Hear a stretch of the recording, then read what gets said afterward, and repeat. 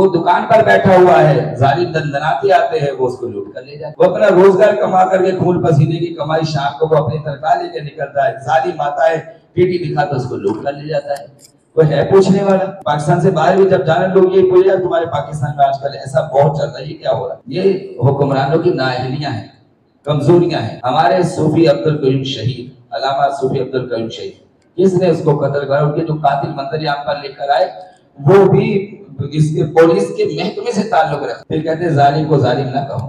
یہ محکمہ بہت اچھا ہے، لیکن اس محکمے کے اندر بھی جب ایسے افراد آ جائیں گے، رشوت خور آ جائیں گے، رشوت خور جب آ جائیں گے تو پھر آپ کا جو علاقے کا امن ہے وہ تباہ ہو جائے گا۔ یہ ظالم جب آ جائیں گے اس کے اندر تو پھر آپ کے علاقے کا امن تباہ ہو جائے گا۔ صوفی عبدالقیوم کی جو شہید کرنے والے جو ظالم و قاتل جو منظر عام پر لائے گئے اور پولیس کی رپورٹ کے مطابق وہ اسی کے محکمے سے تعلق رکھنے والے بہت ظلم کیا۔ میری ان سے ملاقات ایک ہی ہوئی، صوفی عبدالقیوم شہید رحمۃ اللہ علیہ۔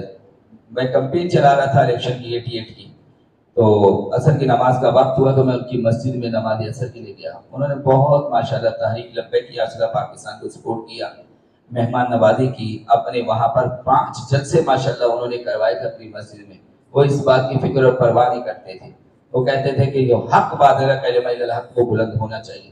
تحریک لبیک یاسر پاکستان کے تنظیمی وہ ذمہ دار تو نہیں تھے، مگر تحریک لبیک یاسر پاکستان کو دل و جان سے سپورٹ بہت کرتے تھے، وہ بہت محبت کا اظہار کرتے تھے۔ میری ذاتی طور پہ بہت طبیعت ان سے مل کر کے خوش ہوئی، لیکن اس اچھے نیک انسان کو بھی جو ہے انہوں نے ظالموں نے شہید کر دیا۔